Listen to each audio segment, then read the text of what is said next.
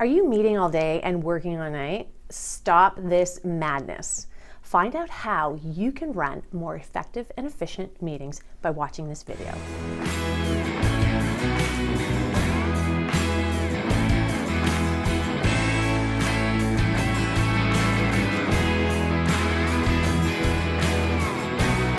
Hi, my name is Adriana Girdler. I'm a productivity specialist, president of Cornerstone Dynamics and myvisualvision.com. Today, I'm going to share with you my top 7 tips that I use all the time for running meetings. And why is this even something that you want to think about? Because I get called to run meetings all the time with top organizations. And this is something which over and over again I find to be tried and true, never fails me, and I always get complimented on it. So take note, get your pen and paper out, and let's start talking about how to run effective and efficient meetings.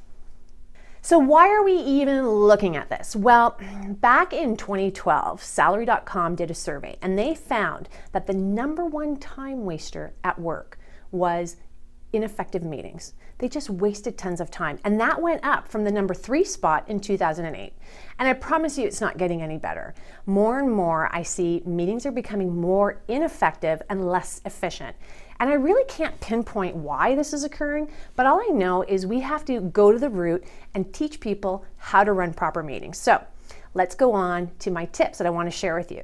Now, in order to even look at these tips, we got to think of meetings in kind of these 3 buckets. The first bucket is meeting preparation. The second bucket is actual meetings themselves. And then the third bucket is post-meeting.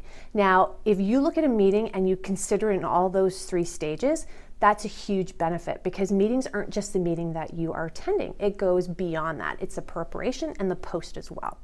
So on that note, here are my top 7 tips. So let's talk about the first section, meeting preparation. So tip number 1 is I would like for you to ban all the update meetings. And I want you to rethink your meetings. No more updates. That is probably the #1 time waster I see all the time.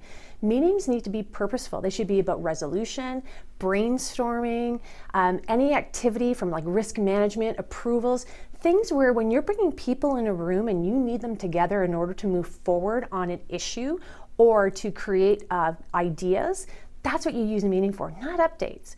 We have amazing technology, so let's use that technology, ban those update meetings, and you will see a huge difference. So from now on, in your pre-meeting preparation is ask yourself, what meeting are you running?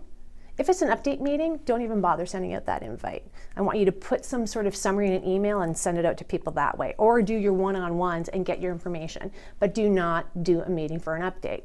That's the greatest gift you can give to your team members and the biggest paradigm shift for you in order to run meetings more effectively and efficiently. Tip number 2 is get all your documentation in order. What? Yeah, I know, Adriana. That's probably simple and everyone goes, of course we do it.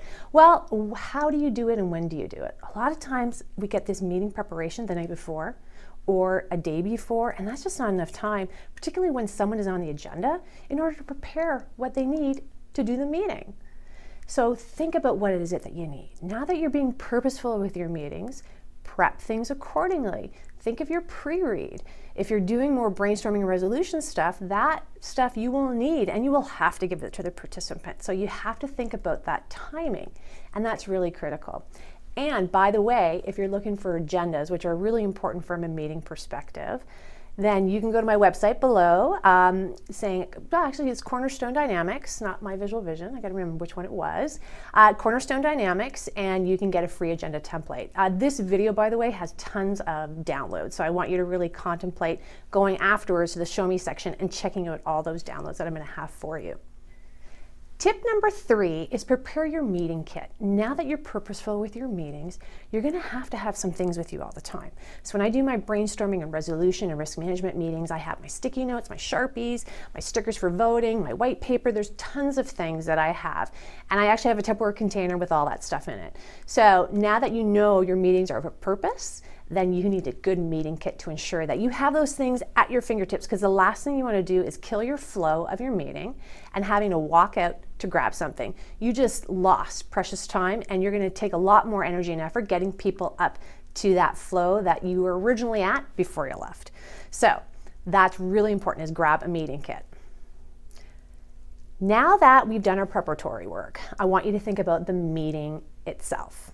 So, tip number 4, that is arrive early to set up your meeting. If you're a meeting facilitator or the organizer, please come early to ensure that you have everything there, as well as that you're set up for any of those conference calls with screen sharings, because I don't know how many times I've been in meetings where there's been technical issues. The meeting was supposed to start at 9 o'clock sharp, and we really didn't get the ball rolling to 9:15 because we were dealing with technical difficulties. So the biggest tip from a meeting itself is come in early, get everything set up so when everyone walks in, you can just get going and start being effective and efficient. Tip number 5, when you're in your meetings, is use specific tools to help ensure that your participants understand what is expected of them. Now, there's 3 tools that I love using all the time. The first one are meeting rules. I'm a big proponent of meeting rules and I highly recommend it. In fact, that's another download I have is a free poster that you can download off my website, cornerstonedynamics.com. And those I recommend you have in every single meeting room. And the first thing you do is when your participants come in is, hey, let's review the rules. And you go through all the rules. The second tool that I use all the time with my participants is I then talk about timeouts. Like a referee in a game, you have to call a timeout when a play is not done well. Now, in a scenario for a meeting, it's, hey, I'm running out of time, or you didn't follow one of the session rules, so you call a timeout. Now, for this to work well, you have to actually ask permission from people at the beginning of the meeting. So when you walk in your meeting, not only do you review the rules, you go, do I have your permission to time you out so I can keep things on track? And you'll be amazed. Everyone always says yes, because guess what? Everyone has the same purpose. They want to have a good meeting. And the last tool that I use that goes in conjunction with a timeout is a parking lot. So if someone is passionate about something and time is a ticking, because I'm looking at the clock, then you need to actually put their idea somewhere. Because if you just cut the conversation right there and then, you lost them. Their innovation and their ideas is not going to be on the table because they're going to feel very hurt that, wait a minute, that was really important to me. You just cut my conversation. So you put it on a parking lot. Now, please just don't put it on the parking lot and then throw away the paper. Put it on the parking lot and do something with it. You want to either make it a next agenda item or speak to the person afterwards to get the information that they need. So that 3 tips is what's going to help you to manage your participants in your meeting. Tip number 6. This one is something I find most organizations don't do, which really results into why when you have a meeting, people walk away and you're really not too sure where status is on stuff. And that is at the end of your meeting, the last 5-10 minutes, summarize all the agreed upon action items. So many people don't do this. They actually just hope that everyone took their notes and then no one is following up. And then you wonder why perhaps tasks didn't get done according to plan. So ensure at the end of the meeting, go through your tasks. Okay, let's review what we all agreed upon and put responsibility and due dates associated with those task lists. That's a fantastic way to keep effective and efficient. And the last part that I want you to consider is the post-meeting ritual that you now have to look at. And that is everything you've collected. I would like for you to send it within 24 hours max, ideally 2 to 3 hours. What? Adriana, you know how much cleaning up I have to do? Hold it. You're going to be effective and efficient. You're going to be starting to do things differently. You're going to have templates that you're going to use. You're going to be collecting information in the meeting so that when you're doing your review, you should have everything you need in a nice template.